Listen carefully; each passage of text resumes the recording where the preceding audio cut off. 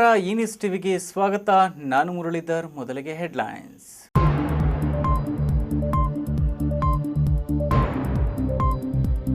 ಸರ್ಕಾರಿ ನೌಕರರು ಕ್ರೀಡಾ ಸ್ಫೂರ್ತಿಯಿಂದ ಎಲ್ಲ ಕ್ರೀಡೆಗಳಲ್ಲೂ ಭಾಗವಹಿಸಿ ಯುವ ಕ್ರೀಡಾಪಟುಗಳ ಪ್ರೋತ್ಸಾಹಕ್ಕೆ ಮುಂದಾಗಿ ಸಂಸದ ಮುನಿಸ್ವಾಮಿ ಕರೆ.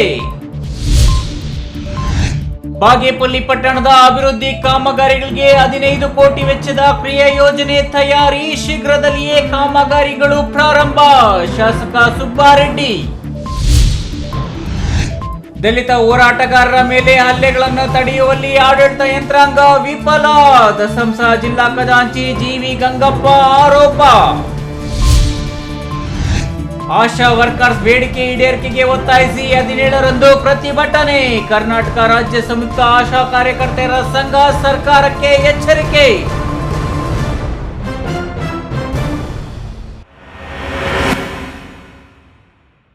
ವಾರ್ತೆಗಳ ವಿವರ. ಅಸಾನಿ ಚಂಡಮಾರುತದ ಮಳೆಯ ಆರ್ಭಟದ ನಡುವೆಯೂ ಕೋಲಾರ ಜಿಲ್ಲಾ ಸರ್ಕಾರಿ ನೌಕರರ ಕ್ರೀಡಾಕೂಟವನ್ನು ವಿಧಾನ ಪರಿಷತ್ ಸದಸ್ಯ ಹಾಗೂ ಮೇಲ್ಮನೆ ಮುಖ್ಯ ಸಚೇತಕ ವೈ.ಎ. ನಾರಾಯಣಸ್ವಾಮಿ ಹಾಗೂ ಲೋಕಸಭಾ ಸದಸ್ಯ ಎಸ್. ಮುನಿಸ್ವಾಮಿ ಧ್ವಜಾರೋಹಣ ನೆರವೇರಿಸಿ ನಂತರ ದೀಪ ಬೆಳಗಿ ಚಾಲನೆ ನೀಡಿದರು.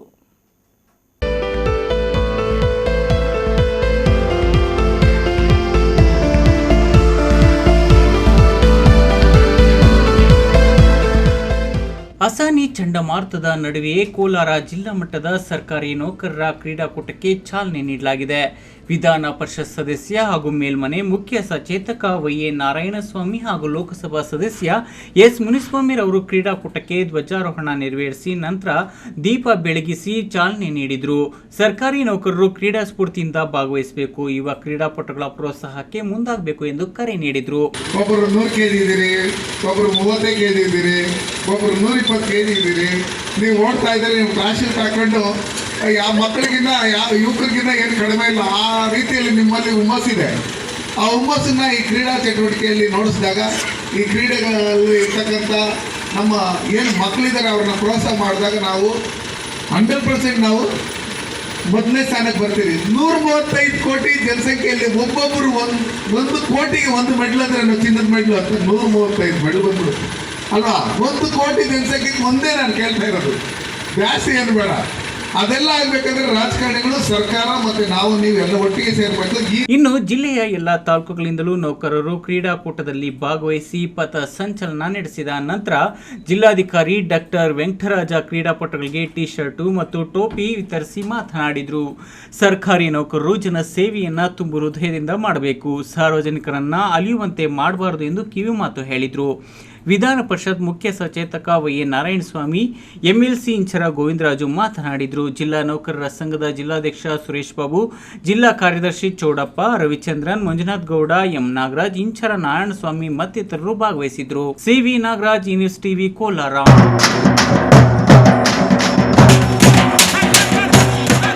ಬಾಗೇಪಲ್ಲಿ ಪಟ್ಟಣದ ಪುರಸಭೆ ವ್ಯಾಪ್ತಿಯಲ್ಲಿ 15 ಕೋಟಿ ರು ವೆಚ್ಚದ ವಿವಿಧ ಅಭಿವೃದ್ಧಿ ಕಾಮಗಾರಿಗಳಿಗೆ ಕ್ರಿಯಾ ಯೋಜನೆ ಪಟ್ಟಿ ಸಿದ್ಧಪಡಿಸಿದ್ದು ಶೀಘ್ರದಲ್ಲೇ ಕಾಮಗಾರಿಗಳನ್ನು ಪ್ರಾರಂಭಿಸಲಿದ್ದೇವೆ ಎಂದು ಶಾಸಕ ಎಸ್. ಎನ್. ಸುಬ್ಬಾರೆಡ್ಡಿ ತಿಳಿಸಿದರು. ಬಾಗೇಪಲ್ಲಿ ಪಟ್ಟಣದ 7ನೇ ವಾರ್ಡ್ನಲ್ಲಿ ನಿರ್ಮಾಣ ಮಾಡಲಿರುವ ಕುಡಿಯುವ ನೀರಿನ ಶುದ್ಧೀಕರಣ ಘಟಕ ಕಾಮಗಾರಿಗೆ ಶಾಸಕರು ಗುದ್ದಲಿ ಪೂಜೆ ನೆರವೇರಿಸಿದರು.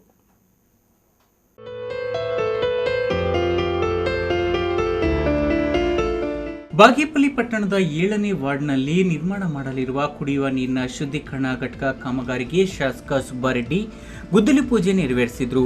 ಈ ವೇಳೆ ಮಾತನಾಡಿದ ಅವರು 15 ಹಣಕಾಸು ಯೋಜನೆಯ 2 ಕೋಟಿ ರು ವೆಚ್ಚದ ವಿವಿಧ ಕಾಮಗಾರಿಗಳಿಗೆ ಗುದ್ದಲಿ ಪೂಜೆ ನೆರವೇರಿಸಿದ್ದೇವೆ. ಮುಂದಿನ 1 ವಾರದೊಳಗೆ 3 ಕೋಟಿ ರು ವೆಚ್ಚದ ಸಿಸಿ ರಸ್ತೆ ಮತ್ತು ಟಾರ್ ರಸ್ತೆ ಕಾಮಗಾರಿಗಳಿಗೆ ಗುದ್ದಲಿ ಪೂಜೆ ನೆರವೇರಿಸಿ ಪಟ್ಟಣದ ಪುರಸಭೆ ವ್ಯಾಪ್ತಿಯಲ್ಲಿರುವ ಮಣ್ಣಿನ ರಸ್ತೆಗಳಿಗೆ ಡಾಂಬರ್ ಹಾಕುವ ಕೆಲಸಕ್ಕೆ ಮುಂದಾಗುತ್ತೇವೆ. ಪಟ್ಟಣ ವ್ಯಾಪ್ತಿಯಲ್ಲಿರುವ ಚರಂಡಿ ಮತ್ತು ರಸ್ತೆಗಳ ದುರಸ್ತಿಗಾಗಿ 13 ಕೋಟಿ ರು ಕಟ್ಟಡ ನಿರ್ಮಾಣಕ್ಕಾಗಿ 3 ಕೋಟಿ ರುಗಳ ಬಿಡುಗಡೆಯಾಗಿದ್ದು ಶೀಘ್ರವೇ ಕಾಮಗಾರಿಗಳನ್ನು ಪ್ರಾರಂಭಿಸಿ ಪಟ್ಟಣವನ್ನು ಅಭಿವೃದ್ಧಿಗೊಳಿಸುತ್ತೇವೆ ಎಂದರು.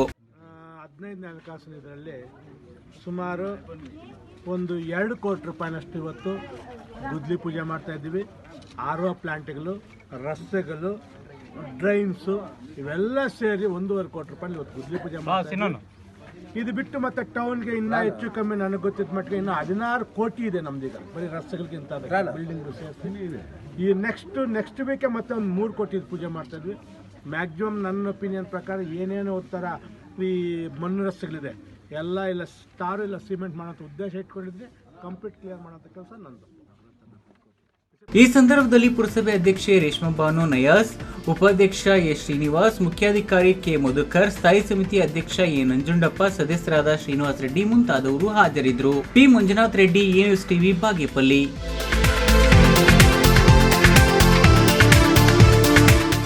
ಜಿಲ್ಲೆಯಲ್ಲಿ ದಲಿತರ ಮೇಲೆ, ದಲಿತ ಹೋರಾಟಗಾರರ ಮೇಲೆ ದೌರ್ಜನ್ಯಗಳು, ಹಲ್ಲೆಗಳು ನಡೆಯುತ್ತಿದ್ದರೂ ಆಡಳಿತ ಯಂತ್ರಾಂಗ ಮಾತ್ರ ಅವುಗಳನ್ನು ತಡೆಯುವಲ್ಲಿ ವಿಫಲರಾಗಿದ್ದಾರೆ ಎಂದು ದಸಂಸ ಜಿಲ್ಲಾ ಖಜಾಂಚಿ ಜಿವಿ ಗಂಗಪ್ಪ ಆರೋಪಿಸಿದರು.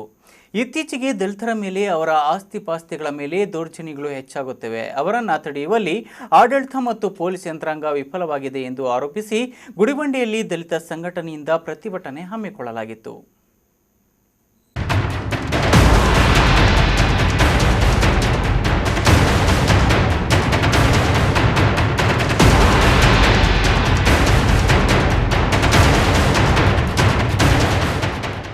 ಇತ್ತೀಚೆಗೆ ದಲಿತರ ಮೇಲೆ, ಅವರ ಆಸ್ತಿಪಾಸ್ತಿಗಳ ಮೇಲೆ ದೌರ್ಜನ್ಯಗಳು ಹೆಚ್ಚಾಗುತ್ತಿವೆ. ಅವರನ್ನು ತಡೆಯುವಲ್ಲಿ ಆಡಳಿತ ಮತ್ತು ಪೊಲೀಸ್ ಯಂತ್ರಾಂಗ ವಿಫಲವಾಗಿದೆ ಎಂದು ಆರೋಪಿಸಿ ಗುಡಿಬಂಡೆಯಲ್ಲಿ ದಲಿತ ಸಂಘಟನೆಯಿಂದ ಪ್ರತಿಭಟನೆ ಹಮ್ಮಿಕೊಳ್ಳಲಾಗಿತ್ತು. ಪ್ರತಿಭಟನೆಯನ್ನ ಉದ್ದೇಶಿಸಿ ಮಾತನಾಡಿದ ಖಜಾಂಚಿ ಜಿವಿ ಗಂಗಪ್ಪ, ಜಿಲ್ಲೆಯಲ್ಲಿ ದಿನೇ ದಿನೇ ದಲಿತರ ಮೇಲೆ ದೌರ್ಜನ್ಯಗಳು ಹೆಚ್ಚಾಗಿ ನಡೆಯುತ್ತಿವೆ. ದಲಿತರ ಹೋರಾಟಗಳನ್ನು ಹತ್ತಿಕ್ಕುವ ಸಲುವಾಗಿ ದಲಿತರ ಮೇಲೆ ಹಲ್ಲೆಗಳನ್ನು ನಡೆಸಲಾಗುತ್ತಿದೆ. ಆದರೆ ಅದನ್ನು ತಡೆಯಬೇಕಾದ ಅಧಿಕಾರಿಗಳು ಮಾತ್ರ ಜಾಣ ಕೊರಡು ಪ್ರದರ್ಶನ ಮಾಡುತ್ತಿದ್ದಾರೆ. ಸಚಿವ ಅರಗ ಜ್ಞಾನೇಂದ್ರರವರು ಇನ್ನಾದರೂ ದಲಿತರ ಮೇಲಿನ ಹಲ್ಲೆಗಳನ್ನು ತಡೆಯಲು ಕಠಿಣ ಕಾನೂನು ಜಾರಿ ಮಾಡಬೇಕು ಎಂದರು. ನಾನು ಮೊನ್ನೆ ಈ ನಡುವೆ ನಾನು ಕಾರಲ್ಲಿ ಒಬ್ಬನೇ ಓಡಾಡ್ತಾ ಇದ್ದೀನಿ. ಅದನ್ನು ಗ್ರಹಿಸಿದಂಥ ಶಕ್ತಿಗಳು ಇವರು ಅಟ್ರಾಸಿಟಿ ಆಗ್ತಾ ಇದ್ದಾರೆ, ಕೇಸುಗಳು ಮಾಡಿಸ್ತಾ ಇದ್ದಾರೆ ಉದ್ದೇಶಪೂರ್ವಕವಾಗಿ ಅಂತ ಹೇಳಿ ಹೋಗೇನಿಯಲ್ಲಿ ಕೊಲೆ ನಂತರ ನನ್ನ ಮೇಲೆ ಅಟ್ಯಾಕ್ ಮಾಡೋದಕ್ಕೆ ಹೊಂಚಾಗ್ತಾ ಇದೆ. 2 ಕೋಟಿಗೆ ನನ್ನ ತಲೆಯನ್ನು ಬೆಲೆ ಕಟ್ಟಿದ್ದಾರೆ. ಅದು ನಡೀತಾ ಇದೆ ಒಂದು ಕಡೆ. ಅದನ್ನು ನಾನು ಕಂಪ್ಲೇಂಟ್ ಕೊಟ್ಟಿದ್ದೇನೆ. ಈಗಾಗಲೇ ಸತ್ಯನೇ ಹೇಳೋಕ್ಕೆ ಹೊರಟಾಗ ನಾಳೆ ಬೆಳಗ್ಗೆ ಗೊತ್ತಾಗುತ್ತೆ, ಎಲ್ಲರೂ ಸಾಮಾನ್ಯ ಜನರಿಗೆ ಗೊತ್ತಾಗುತ್ತೆ. ಅವಾಗ ನಿಮ್ಮ ಬಣ್ಣ ಬಯಲಾಗುತ್ತೆ. ಬಳಿಕ ಸಿಪಿಐಎಂ ಪಕ್ಷದ ಮುಖಂಡ ಲಕ್ಷ್ಮೀನಾರಾಯಣ, ರಾಜ್ಯದಲ್ಲಿ ಬಿಜೆಪಿ ಸರ್ಕಾರ ದಲಿತರ ಮೇಲೆ ಹಲ್ಲೆಗಳು ನಡೆಯುತ್ತಿದ್ರೂ ಸಹ ಹಲ್ಲೆಗಳನ್ನು ತಡೆಗಟ್ಟುವಲ್ಲಿ ಪೊಲೀಸ್ ಆಡಳಿತ ವಿಫಲವಾಗಿದೆ. ದಲಿತ ಮುಖಂಡರ ಕಾರನ್ನು ಜಖಂಗೊಳಿಸಿ ಪರೋಕ್ಷ ಎಚ್ಚರಿಕೆ ನೀಡಿದ್ದಾರೆ. ಆದರೆ ಹೋರಾಟಗಾರರು ಎಂದಿಗೂ ಇಂತಹ ಬೆದರಿಕೆಗಳಿಗೆ ಜಗ್ಗುವುದಿಲ್ಲ. ಈ ಹಿಂದೆ ಗುಜರಾತ್ ಮಾತ್ರ ಕೋಮುವಾದಿಗಳ ಪ್ರಯೋಗಶಾಲೆಯಾಗಿತ್ತು. ಇದೀಗ ಕರ್ನಾಟಕ ಸಹ ಕೋಮುವಾದಿಗಳಿಗೆ ಪ್ರಯೋಗಶಾಲೆಯಾಗಿದೆ. ಹೋರಾಟಗಾರರನ್ನು ಮಣಿಸಲು ಇಂತಹ ಅನೇಕ ಕೃತ್ಯಗಳನ್ನು ಬಿಜೆಪಿ ಸರ್ಕಾರ ಮಾಡುತ್ತದೆ. ಆದರೆ ಹೋರಾಟಗಾರರನ್ನ ಮಣಿಸಲು ಸಾಧ್ಯವೇ ಇಲ್ಲ. ಈ ಸಮಯದಲ್ಲಿ ತಹಶೀಲ್ದಾರ್ ಸಿಗ್ಬತುಲ್ಲಾ ಮೂಲಕ ಗೃಹ ಸಚಿವರಿಗೆ ಮನವಿ ಪತ್ರವನ್ನು ಸಲ್ಲಿಸಲಾಯಿತು. ಈ ವೇಳೆ ದಲಿತ ಸಂಘಟನೆಗಳ ಮುಖಂಡರಾದ ಇಸ್ಕೂಲಪ್ಪ, ರಮಣ, ಖದಿರಪ್ಪ, ಜೀವಕ ನಾರಾಯಣಸ್ವಾಮಿ, ವರ್ಲಕೊಂಡ ರಾಜು ಮುಂತಾದವರು ಹಾಜರಿದ್ದರು. Manjunath, news TV, Gudibande.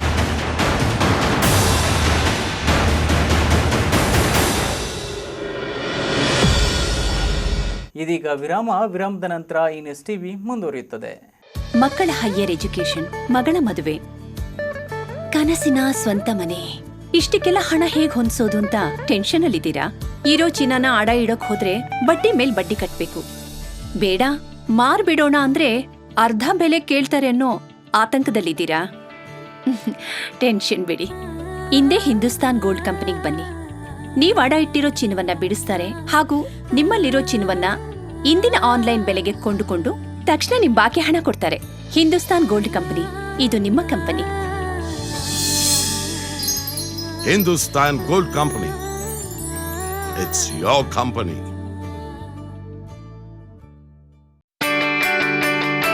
Jain mission ಆಸ್ಪತ್ರೆ, ಜೈನ್ ಮಿಷನ್ ಟ್ರಸ್ಟ್ನ ಲಾಭರಹಿತ ಉಪಕ್ರಮ. ಕರ್ನಾಟಕ ರಾಜ್ಯ ಬೀಜ ನಿಗಮ ಪಕ್ಕ, ಬಿಬಿ ರಸ್ತೆ, ಚಿಕ್ಕಬಳ್ಳಾಪುರ. ದಶಕಗಳಿಂದ ಆರೋಗ್ಯ ಕ್ಷೇತ್ರದಲ್ಲಿ ಲಾಭರಹಿತವಾಗಿ ಸೇವೆ ಸಲ್ಲಿಸುತ್ತಿರುವ ಜೈನ್ ಮಿಷನ್ ಆಸ್ಪತ್ರೆ ದಿನದ 24 ಗಂಟೆ ತುರ್ತು ಚಿಕಿತ್ಸೆಯಿಂದ ಹಿಡಿದು ಎಲ್ಲಾ ಕಾಯಿಲೆಗಳಿಗೂ ಇಲ್ಲಿ ಚಿಕಿತ್ಸೆ ಲಭ್ಯ. ದೂರವಾಣಿ ಸಂಖ್ಯೆ 08156295108. ತುರ್ತು ಸಹಾಯವಾಣಿ 6364464470.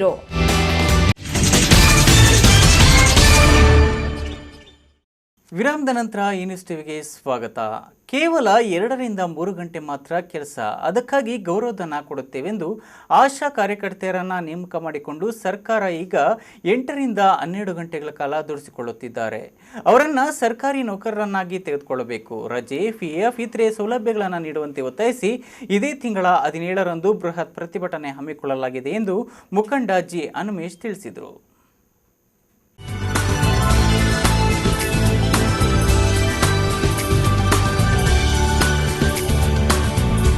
ಕೇವಲ 2-3 ಗಂಟೆ ಮಾತ್ರ ಕೆಲಸ, ಅದಕ್ಕಾಗಿ ಗೌರವಧನ ಕೊಡುತ್ತೇವೆಂದು ಆಶಾ ಕಾರ್ಯಕರ್ತೆಯರನ್ನು ನೇಮಕ ಮಾಡಿಕೊಂಡ ಸರ್ಕಾರ ಈಗ 8-12 ಗಂಟೆಗಳ ಕಾಲ ದುಡಿಸಿಕೊಳ್ಳುತ್ತಿದ್ದಾರೆ. ಅವರನ್ನು ಸರ್ಕಾರಿ ನೌಕರರನ್ನಾಗಿ ತೆಗೆದುಕೊಳ್ಳಬೇಕು. ರಜೆ, PF ಇತರೆ ಸೌಲಭ್ಯಗಳನ್ನು ನೀಡುವಂತೆ ಒತ್ತಾಯಿಸಿ ಇದೇ ತಿಂಗಳ 17ರಂದು ಬೃಹತ್ ಪ್ರತಿಭಟನೆ ಹಮ್ಮಿಕೊಳ್ಳಲಾಗಿದೆ ಎಂದು ಮುಖಂಡ ಜಿ ಹನುಮೇಶ್ ತಿಳಿಸಿದರು.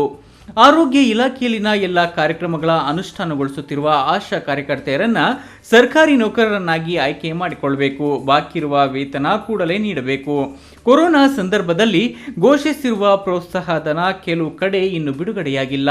ಇನ್ನಿತರೆ ಬೇಡಿಕೆಗಳ ಆಧಾರದಲ್ಲಿ ಇದೇ ತಿಂಗಳ 17ರಂದು ಬೆಂಗಳೂರು ಫ್ರೀಡಂ ಪಾರ್ಕ್ನಲ್ಲಿ ಪ್ರತಿಭಟನೆ ಹಮ್ಮಿಕೊಳ್ಳಲಾಗಿದೆ ಎಂದು ರಾಜ್ಯ ನಾಯಕ ಜಿ ಹನುಮೇಶ್ ತಿಳಿಸಿದರು. ಅವರು ಪತ್ರಕರ್ತರ ಭವನದಲ್ಲಿ ಸುದ್ದಿಗೋಷ್ಠಿ ನಡೆಸಿ ಮಾಹಿತಿ ನೀಡಿದರು. ಆಶಾ ಕಾರ್ಯಕರ್ತೆಯರಿಗೆ ಹೆಚ್ಚು ಕೆಲಸ ನೀಡಿ ಕಡಿಮೆ ಸಂಬಳ ನೀಡುವುದರಿಂದ ಅವರನ್ನ ಶೋಷಣೆಗೆ ನೂಕಿದಂತಾಗಿದೆ. ಸರ್ಕಾರ ಅವರಿಗೆ ಕ್ವಾಲಿಟಿ ಸಮವಸ್ತ್ರ ನೀಡುವಲ್ಲೂ ವಿಫಲವಾಗಿದೆ. ಆದ್ದರಿಂದ ಈ ಎಲ್ಲ ಬೇಡಿಕೆಗಳ ಆಧಾರದಲ್ಲಿ ಪ್ರತಿಭಟನೆ ಹಮ್ಮಿಕೊಳ್ಳಲಾಗಿದೆ ಎಂದರು. ಇವತ್ತು ನಮ್ಮ ಕರ್ನಾಟಕದಲ್ಲಿ 42,000 ಜನ ಆಶಾ ಕಾರ್ಯಕರ್ತೆಯರು ತಾಯಿ ಮತ್ತು ಶಿಶು ಆರೋಗ್ಯ ಕಾಪಾಡೋದಕ್ಕೋಸ್ಕರ, ಶಿಶು ಮರಣ, ತಾಯಿ ಮರಣನ ಕಡಿಮೆ ಮಾಡೋದಕ್ಕೋಸ್ಕರ ಅವಿರತವಾಗಿ ಶ್ರಮಿಸ್ತಾ ಇರೋದು. ಅಷ್ಟೇ ಅಲ್ಲದೆ ಆರೋಗ್ಯ ಇಲಾಖೆಯ ಹಲವು ಕಾರ್ಯಕ್ರಮಗಳು, ಅದರಲ್ಲೂ ಈಗ ಕೋವಿಡ್ ಸಂದರ್ಭದಲ್ಲಿ ಪ್ರಾಣದ ಹಂಗು ತೊರೆದು ಆಶಾ ಕಾರ್ಯಕರ್ತೆಯರು ಮನೆ ಮನೆಗೆ ಹೋಗಿ ಬೀದಿಗಳಲ್ಲಿ, ಬಸ್ ಸ್ಟ್ಯಾಂಡ್ಗಳಲ್ಲಿ, ಎಲೆಕ್ಷನ್ ಡ್ಯೂಟಿಯಿಂದ ಹಿಡಿದು ಕಾಲೇಜ್ ಎಕ್ಸಾಮ್ ಡ್ಯೂಟಿಯಿಂದ ಹಿಡಿದು ಎಲ್ಲ ರೀತಿಯ ಕೆಲಸ ಮಾಡಿದ್ದಾರೆ. ಅಂಥ ಆಶಾ ಕಾರ್ಯಕರ್ತರಿಗೆ ಏನು ಅವರ ಪರಿಶ್ರಮಕ್ಕೆ, ಅವರ ತ್ಯಾಗಕ್ಕೆ, ಅವರ ಒಂದು ಎಫರ್ಟ್ಸ್ಗೆ ಸರಿಯಾದ ತಕ್ಕನಾದ ಒಂದು ಪ್ರತಿಫಲ ಸಿಗಬೇಕು, ಅವ್ರಿಗೊಂದು ಜೀವನ ಯೋಗ್ಯ ವೇತನ ಸಿಗಬೇಕು, ಸಿಗ್ತಾ ಇಲ್ಲ. ಆ ಒಂದು ಉದ್ದೇಶದಿಂದ ನಾವು ಈ ಒಂದು ರಾಜ್ಯ ಮಟ್ಟದ ಹೋರಾಟ ಹಮ್ಮಿಕೊಂಡಿದ್ದೇವೆ. ಕ್ಯಾಮರಾಮನ್ ಅಶ್ವಥ್ ಜೊತೆ KS ನಾರಾಯಣಸ್ವಾಮಿ, ಈ ನ್ಯೂಸ್ ಟಿವಿ, ಚಿಕ್ಕಬಳ್ಳಾಪುರ.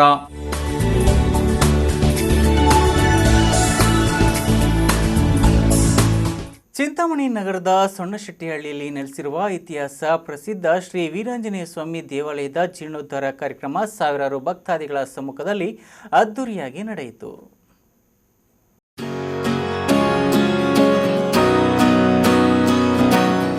ಚಿಂತಾಮಣಿ ನಗರದ ವಾರ್ಡ್ ನಂಬರ್ 13ರ ಸೊಣ್ಣಶೆಟ್ಟಿಹಳ್ಳಿ ಬಡಾವಣೆಯಲ್ಲಿ ಅನಾದಿ ಕಾಲದಿಂದಲೂ ನೆಲೆಸಿರುವ ಶ್ರೀ ವೀರಾಂಜನೇಯ ಸ್ವಾಮಿ ದೇವಾಲಯ ಜೀರ್ಣೋದ್ಧಾರ ಕಾರ್ಯಕ್ರಮದಲ್ಲಿ ಶಾಸಕ JK ಕೃಷ್ಣಾರೆಡ್ಡಿ ಭಾಗವಹಿಸಿ ಸ್ವಾಮಿಯವರ ದರ್ಶನ ಪಡೆದು ಪುನೀತರಾದರು.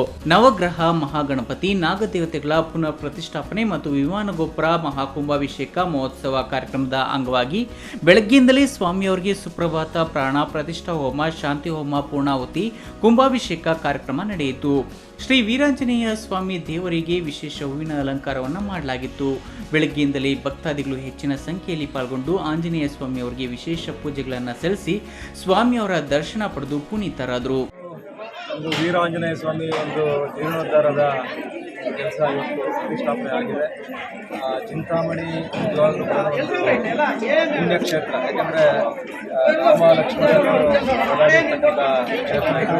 ಇಂಥ ಒಂದು ಕ್ಷೇತ್ರದಲ್ಲಿ ಈ ಒಂದು ಸೊಣ್ಣಶೆಟ್ಟಿಹಳ್ಳಿ ಒಂದು ಭಾಗದಲ್ಲಿ ಇವತ್ತು ವೀರಾಂಜನೇಯ ಸ್ವಾಮಿ ಒಂದು ಪ್ರತಿಷ್ಠಾಪನೆ ಜೀರ್ಣೋದ್ಧಾರ ಇವತ್ತು ಆಗಿದೆ ಅಂತ ಹೇಳಿದ್ರೆ, ಒಂದು ಹಳೆಯ ದೇವಸ್ಥಾನವನ್ನು ಜೀರ್ಣೋದ್ಧಾರ ಮಾಡಿದರೆ 3 ಹೊಸ ದೇವಸ್ಥಾನ ನಿರ್ಮಾಣ ಮಾಡಿದಷ್ಟು ಒಂದು ಫಲ ಇದರಿಂದ ಸಿಗುತ್ತೆ.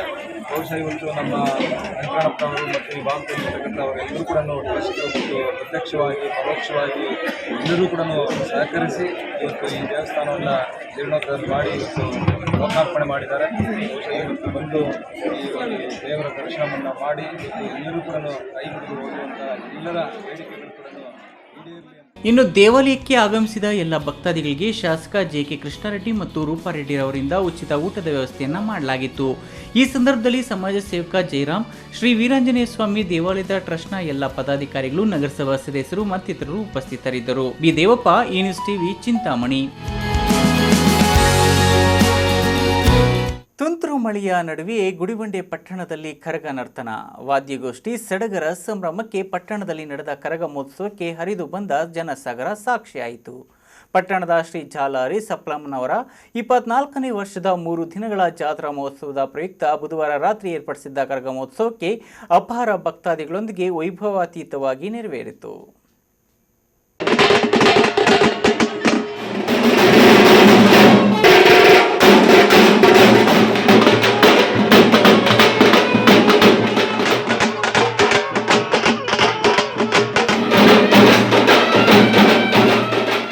ಪ್ರತಿ ವರ್ಷದಂತೆ ಈ ವರ್ಷವೂ 3 ದಿನಗಳು ನಡೆದ ಜಾತ್ರಾ ಮಹೋತ್ಸವದಲ್ಲಿ ಮಂಗಳವಾರ ಮಧ್ಯಾಹ್ನ ತಂಬಿಟ್ಟು ದೀಪೋತ್ಸವ ಹಾಗೂ ರಾತ್ರಿ ಹಸಿ ಕರಗ, ಬುಧವಾರ ಹೂವಿನ ಕರಗ, ಗುರುವಾರ ಬೆಳಗ್ಗೆ ಒನಕೆ ಕರಗವು ಅದ್ದೂರಿಯಾಗಿ ನಡೆಯಿತು.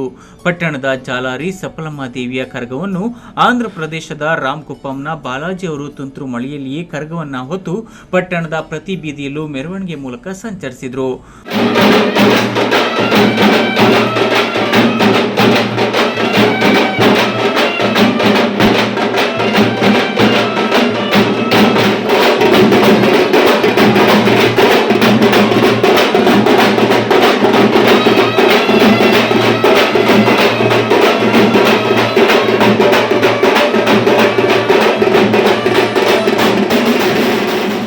ಬುಧವಾರ ರಾತ್ರಿ ಸಪ್ಪಲಮ್ಮ ದೇವಾಲಯದಿಂದ ಹೊರಬಂದ ಕರಗ ಸುಮಾರು ಅರ್ಧ ಗಂಟೆಗೂ ಹೆಚ್ಚು ಸಮಯ ದೇವಾಲಯದ ಮುಂಭಾಗದಲ್ಲಿ ಹಾಗೂ ವಿವಿಧ ವೃತ್ತಗಳಲ್ಲಿ ನಾಗಿಣಿ ನೃತ್ಯ ಸೇರಿದಂತೆ ಹಲವು ನೃತ್ಯಗಳನ್ನು ಅನೇಕ ಭಂಗಿಗಳಲ್ಲಿ ಅತ್ಯದ್ಭುತವಾಗಿ ಪ್ರದರ್ಶಿಸಿ ನೆರೆದಿದ್ದ ನೂರಾರು ಭಕ್ತರ ಕೇಕೆ ಚಪ್ಪಾಳೆಗಳನ್ನು ಗಿಟ್ಟಿಸಿಕೊಂಡರು.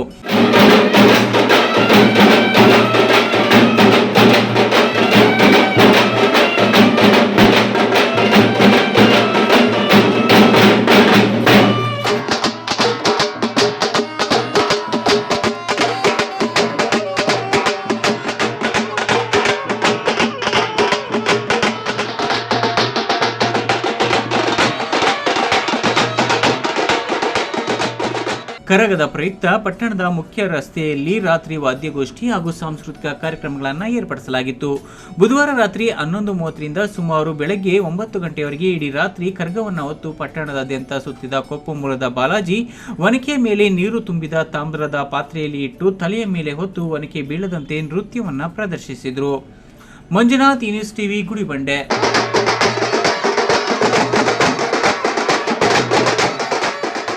ಇದೀಗ ವಿರಾಮದ ನಂತರ ಈ ನ್ಯೂಸ್ ಟಿವಿ ಮುಂದುವರಿಯುತ್ತದೆ. ಸೋಲು ಗೆಲುವು ಗ್ರೌಂಡಲ್ಲಿ ಡಿಸೈಡ್ ಆಗಲ್ಲ, ನಾವು ತಗೊಳ್ಳೋ ಕೋಚಿಂಗ್, ಮಾಡೋ ಪ್ರಾಕ್ಟೀಸ್ ಇಂದ ಡಿಸೈಡ್ ಆಗುತ್ತೆ. ನಿಮ್ ಭವಿಷ್ಯ ಎಲ್ಲೂ ಇಲ್ಲ, ಈ ದಿನ ನೀವು ತಗೊಳ್ಳೋ ನಿರ್ಣಯದಲ್ಲಿದೆ.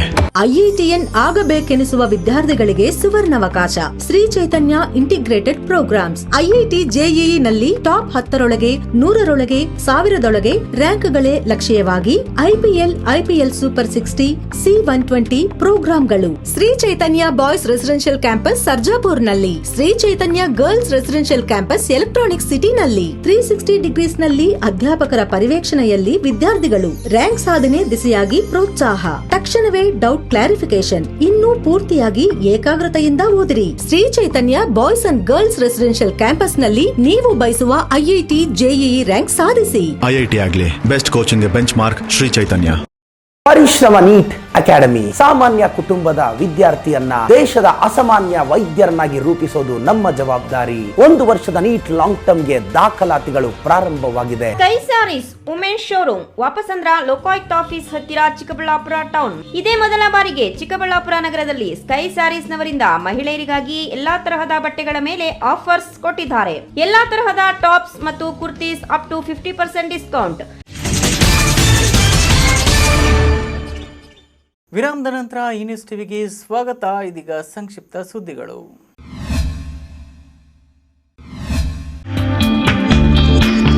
ಮೇ 14 ಮತ್ತು 15ರಂದು ಬೃಹತ್ ಆರೋಗ್ಯ ಮೇಳದ ಪ್ರಯುಕ್ತ ಗುರುವಾರ ನಗರದ ಸರ್ ಎಂ ವಿಶ್ವೇಶ್ವರಯ್ಯ ಜಿಲ್ಲಾ ಕ್ರೀಡಾಂಗಣದಲ್ಲಿ ಯುವ ಸಬಲೀಕರಣ ಮತ್ತು ಕ್ರೀಡಾ ಇಲಾಖೆಯು ಸ್ವಯಂ ಸೇವಕರ ಪೂರ್ವಭಾವಿ ಸಭೆಯನ್ನು ನಡೆಸಿ ಆರೋಗ್ಯ ಮೇಳಕ್ಕೆ ತಂಡಗಳನ್ನು ನಿಯೋಜಿಸಲಾಯಿತು. ಎನ್ಸಿಸಿ ಸ್ವಯಂ ಸೇವಾ ಸಂಘದ ತಂಡವು ಹಾಗೂ ಯುವ ಸಂಯೋಜಕರು ನೆಹರು ಯುವ ಕೇಂದ್ರ ಚಿಕ್ಕಬಳ್ಳಾಪುರ ತಂಡವನ್ನು ಈಗಾಗಲೇ ರಚಿಸಲಾಗಿದೆ. ಸ್ವಯಂ ಸೇವಕರು ಅಂದು ಮೇಳದಲ್ಲಿ ಸ್ವಚ್ಛತೆ, ನೋಂದಣಿ ಕಾರ್ಯ, ಮಾಹಿತಿ ನೀಡುವುದು ಸೇರಿದಂತೆ ವಿವಿಧ ಕಾರ್ಯಗಳ ಜೊತೆಗೆ ಸಾರ್ವಜನಿಕರ ಜೊತೆ ಸಹಕರಿಸಲಿದ್ದಾರೆ. ಸದರಿ ಸಭೆಯಲ್ಲಿ ಸಾರ್ವಜನಿಕ ಶಿಕ್ಷಣ ಇಲಾಖೆ ಉಪನಿರ್ದೇಶಕರಾದ ಜಯರಾಮ್ ರೆಡ್ಡಿ, ರಾಜ್ಯ ಸರ್ಕಾರಿ ನೌಕರರ ಜಿಲ್ಲಾ ಅಧ್ಯಕ್ಷರಾದ ಹರೀಶ್, ಚಿಂತಾಮಣಿ ವೃತ್ತ ನಿರೀಕ್ಷಕರು ಹಾಗೂ ವಿವಿಧ ಶಾಲಾ ಕಾಲೇಜುಗಳ ಮುಖ್ಯಸ್ಥರುಗಳು, ವಿದ್ಯಾರ್ಥಿಗಳು ಹಾಗೂ ವಿವಿಧ ಇಲಾಖೆಗಳ ಮುಖ್ಯಸ್ಥರುಗಳು ಈ ಸಭೆಯಲ್ಲಿ ಭಾಗವಹಿಸಿದ್ರು. ಮತ್ತೊಂದು ಕಡೆ ಜಿಲ್ಲಾಧಿಕಾರಿಗಳ ನ್ಯಾಯಾಲಯದ ಸಭಾಂಗಣದಲ್ಲಿ ಜಿಲ್ಲಾಧಿಕಾರಿ ಆರ್ ಲತಾರ್ ಅವರು ಜಿಲ್ಲಾ ಮಟ್ಟದ ಅಧಿಕಾರಿಗಳೊಂದಿಗೆ ಆರೋಗ್ಯ ಮೇಳದ ಪೂರ್ವಭಾವಿ ಸಭೆ ನಡೆಸಿದರು. ಸಭೆಯಲ್ಲಿ ಜಿಲ್ಲಾ ಪಂಚಾಯಿತಿ ಮುಖ್ಯ ಕಾರ್ಯನಿರ್ವಹಣಾಧಿಕಾರಿ ಪಿ ಶಿವಶಂಕರ್, ಜಿಲ್ಲಾ ಪೊಲೀಸ್ ವರಿಷ್ಠಾಧಿಕಾರಿ ಜಿಕೆ ಮಿಥುನ್ ಕುಮಾರ್, ಉಪವಿಭಾಗಾಧಿಕಾರಿ ಡಾಕ್ಟರ್ ಸಂತೋಷ್ ಕುಮಾರ್, ಉಪ ಕಾರ್ಯದರ್ಶಿ ಶಿವಕುಮಾರ್ ಸೇರಿದಂತೆ ವಿವಿಧ ಇಲಾಖೆಯ ಜಿಲ್ಲಾ ಮಟ್ಟದ ಅಧಿಕಾರಿಗಳು ಹಾಗೂ ಸಿಬ್ಬಂದಿ ಹಾಜರಿದ್ದರು.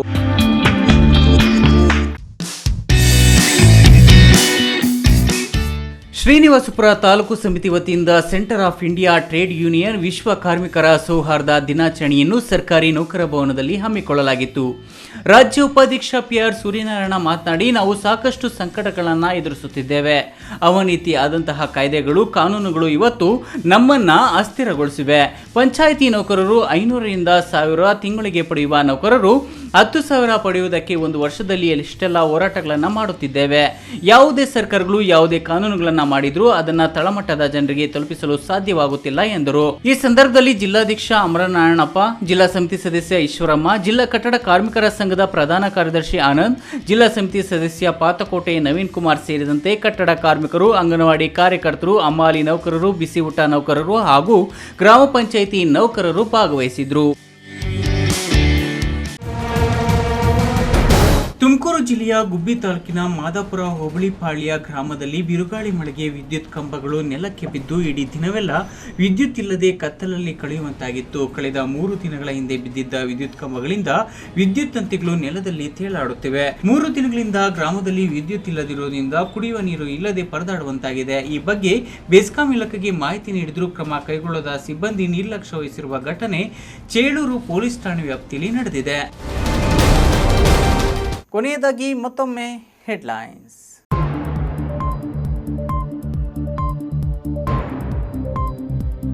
ಸರ್ಕಾರಿ ನೌಕರರು ಕ್ರೀಡಾ ಸ್ಫೂರ್ತಿಯಿಂದ ಎಲ್ಲ ಕ್ರೀಡೆಗಳಲ್ಲೂ ಭಾಗವಹಿಸಿ, ಯುವ ಕ್ರೀಡಾಪಟುಗಳ ಪ್ರೋತ್ಸಾಹಕ್ಕೆ ಮುಂದಾಗಿ ಸಂಸದ ಮುನಿಸ್ವಾಮಿ ಕರೆ.